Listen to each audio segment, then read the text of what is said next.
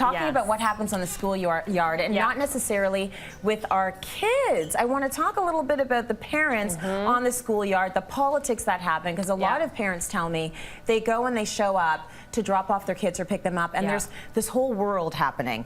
There's the cliquiness happening that you experienced in high school and elementary school, but we're all adults. How do you navigate that world as a parents? It's the parent playground politics. Yes. Okay. Yes. So, fun topic. You say right off the top that as a parent walking into this sort of lion's den, you have to understand that people are actually going to judge you. That's a part of life. Yeah, you know what, we have to kind of get over that. Like you know, it's one of those things that we're like, oh my gosh, I think someone's judging me. Yeah, you know what, they probably are. It's happening. It's happening. Right now, you're being judged. Got it. Like honestly, like it's kind of like, once I was actually able to understand that and get that, I was like, oh.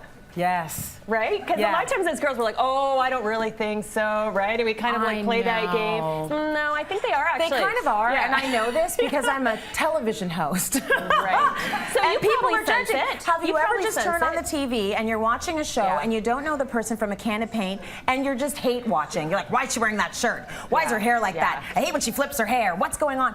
This is life. People judge. They have things to say. Part of it is because they don't know you, you know, and part of it is just because it's sport. So who cares? Get over it. Like, let it go. Let it go. It's not important. It doesn't count. It doesn't count. And the other thing around it is, like, when people are judgmental, it usually comes from a lack of understanding. So if we really feel like we're being judged by somebody that is not true, it's because they don't understand us. Right. You know, and it kind of helps us to kind of disassociate for a little bit. Absolutely, because you don't have to go around life explaining yourself to people either. It's like, okay, just get over it. So it's kind of like accepting it, and then just kind of, I remember hearing a famous talk show host talking in an interview around how she actually dealt with so much criticism, and for her it was kind of like, I realized they don't know me. They don't know you. They don't know me, and I think once we understand that, it's a little bit easier to deal with. Absolutely.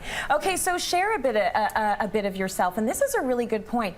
Don't paint a picture that your life is perfect. Yes, people can't connect to perfection.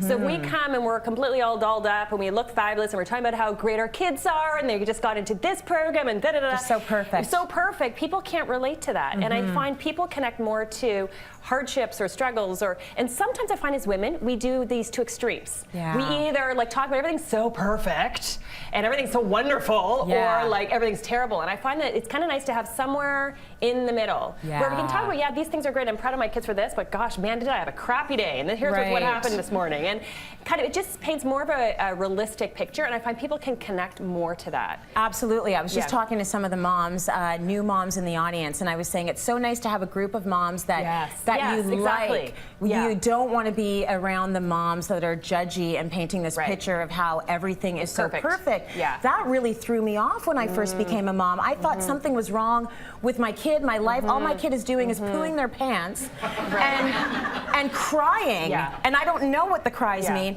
There was another woman I remember at my mom's group. She said, "Oh, well, my baby just said I love you. Your baby's 6 weeks old. We're 6 weeks old. Your baby did not say that he loves you." And I just felt like I was living in this crazy world. So and it's unrealistic. It's unrealistic. It's you can also have the other kind of group that everyone's so negative.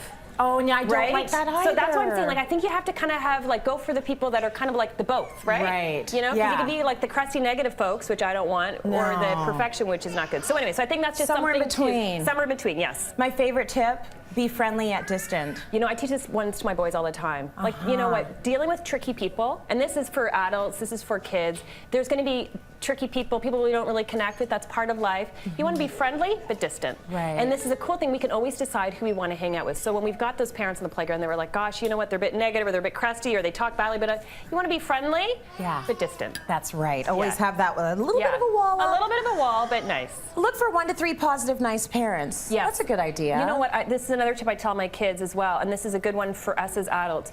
Go for quality, not quantity. You want to go for a couple of really good friends, and this is for parents. So when we're going and we're doing the drop-offs at the school, you don't have to be like, it's not a popularity contest for us. You know, you don't have to have like the gazillion of friends. Just go for a couple that are really solid, that you really feel can have your back, that can be looking out for your kids when you're actually not there, versus like the popularity contest, we've got lots, but not really the quality. Absolutely, and a lot of parents are looking to win the popularity contest. Ignore it.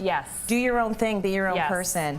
And don't project your own stuff. What do you mean by that? Oh my goodness. This would be one of the most common things I find for parents, a lot of parents, especially when they have teens and when their kids really enter school, is that they start re-experiencing the feelings that they actually had. So if they were the kid that was left out in grade 5 and now they're actually at the playground and they see other parents, all of a sudden a lot of them will actually relive those emotions, feel very, very anxious, going, oh my goodness, I'm the parent that's not being included. I'm like the parent that's, and you want to kind of really separate that. Like we can't project our own stuff, our own crap onto our kids, because I'll tell you, kids will pick it up.